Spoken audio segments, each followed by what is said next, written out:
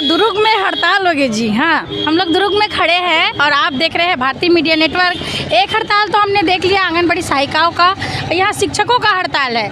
ये वर्ग 3 के शिक्षक है।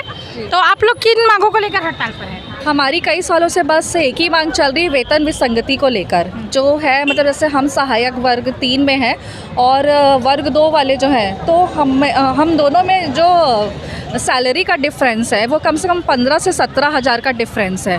तो इससे हमको बहुत ज़्यादा ना नुकसान हो रहा है। और वर्ग 1 वालों से आप लोग का 15 से 17? नहीं, वर्ग 2 वालों से हमारा डिफरेंस बहुत ज़्यादा है। तो हम कई सालों से हम इसी मांग को लेकर अड़े हुए हैं और ऐसे बहुत सारी मांगे, जैसे क्रमोन्नति हमको नहीं दी जा रही है। जैसे मुझे 14 साल हो गए हैं जॉब करते हुए, तो 14 साल में अगर मैं जैसे कि प्राइमरी स्कूल में हूँ तो मैं उसी में ही हूँ, जबकि जॉइनिंग लेटर में भी ये लिखा हुआ था कि 5 साल में आपको क्रमोन्नति देते जाएंगे, पर वो ऐसा नहीं हुआ है। हम प्राइमरी में है तो प्राइमरी में ही रह गए हैं। आपका परिचय? मैं प्राइमरी स्कूल से हूँ झेंझरी, और मेरा संकुल है करंजा भिलाई, श्रीमती नम्रता रावत।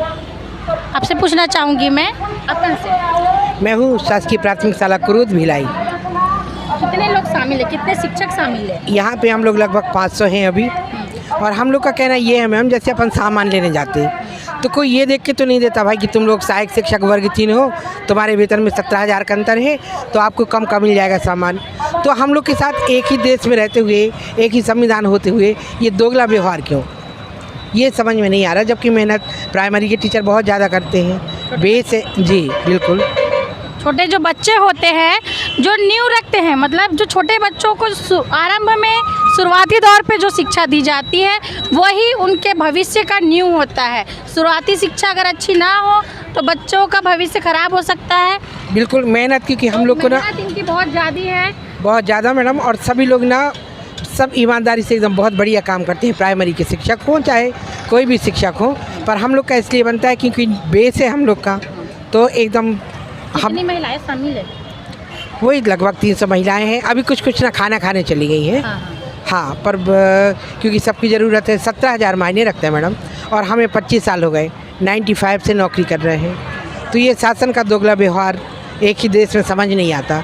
अंग्रेज तो चलेगा पर ये दोगलापन छोड़ गए, भेदभाव। इन्फॉर्मेशन और देना चाहूँगी मैम कि अदर स्टेट में जो वर्ग 3 वालों की पेमेंट है वो कम से कम 55 से 60 हज़ार है क्रमोन्नति के साथ, और हमारी कम से कम वही 40 के ऊपर भी नहीं जा रही है, हमारी 40 के नीचे ही है। तो बहुत ज़्यादा डिफरेंस है ना, देखा जाए तो 20,000 का डिफरेंस है। तो ये चीज़ें ना दूर करनी चाहिए।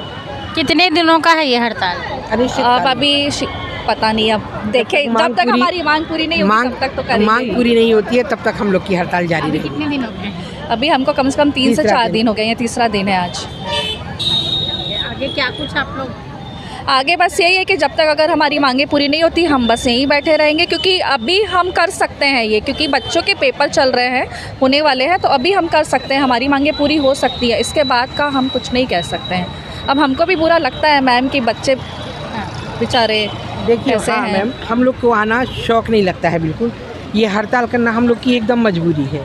हम लोग को बिल्कुल अच्छा नहीं लगता कि हमारे बच्चों का नुकसान हो रहा है, हमारे बच्चों का एग्ज़ाम टाइम है, लेकिन मजबूरी बस ये हम लोग को ना यहाँ पे आना पड़ता है, हाल ये देना पड़ता है। ये सब दुर्ग जिले के ही हैं? हाँ, ये दुर्ग जिले के अलग-अलग हिस्सों, अलग-अलग जगह से। दुर्ग जिले की दुर्ग ब्लॉक, जिला तो नहीं है, जिला नहीं है मैम, ये ब्लॉक का है, दुर्ग ब्लॉक स्तरीय चल रहा है, जिला नहीं है। तो ये ब्लॉक स्तरीय हड़ताल चल रहा है जिसमें दुर्ग ब्लॉक के अलग-अलग क्षेत्रों से ये शिक्षक शामिल हुए हैं।